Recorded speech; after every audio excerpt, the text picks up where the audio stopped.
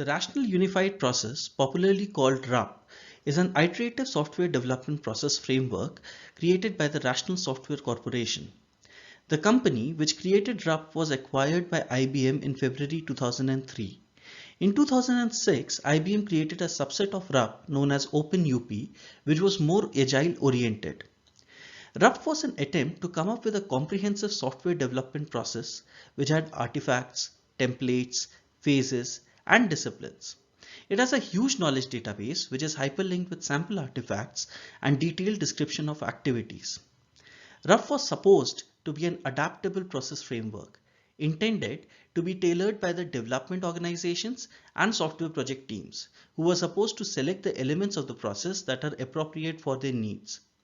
Philip Kruchen, an experienced rational technical representative, was tasked with heading up the original RUP team.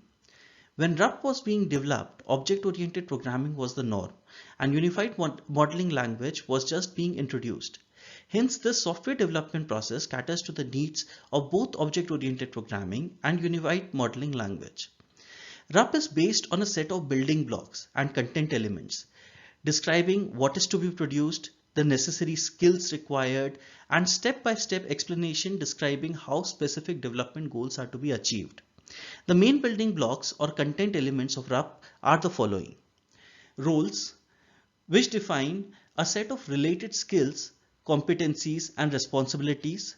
Work products, which represents something resulting from a task, including all the documents and models produced while working through the process.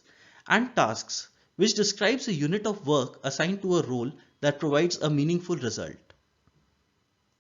RUP proposed 4 phases in software development, namely the inception phase, the elaboration phase, the construction phase, and the transition phase.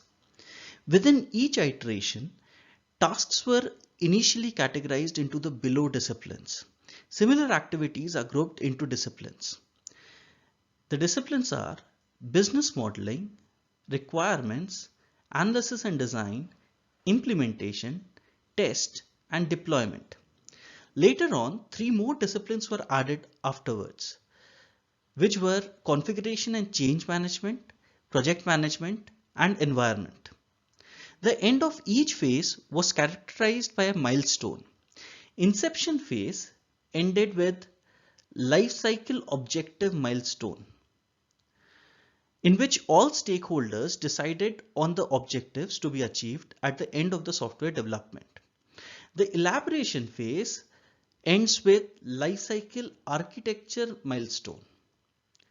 Construction phase ends with initial operational capability milestone, and the final phase, the transition phase, ends with production release milestone. Every phase could have multiple iterations. In our example, we have assumed one iteration in the inception phase.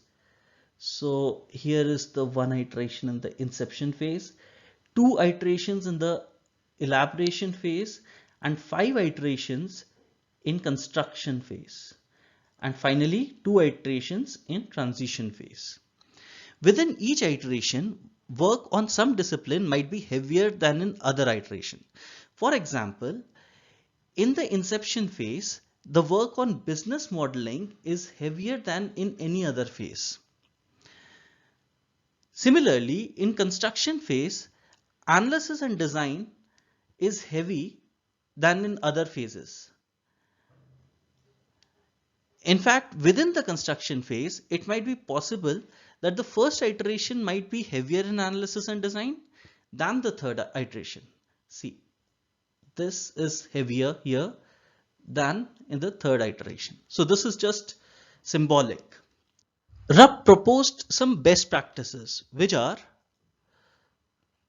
developing a software iteratively, managing requirements continuously, using components or breaking down a big problem into components, visualizing the tasks to be done, verifying quality continuously, and controlling changes between platforms in a synchronized manner. These principles form the backbone of current day agile processes.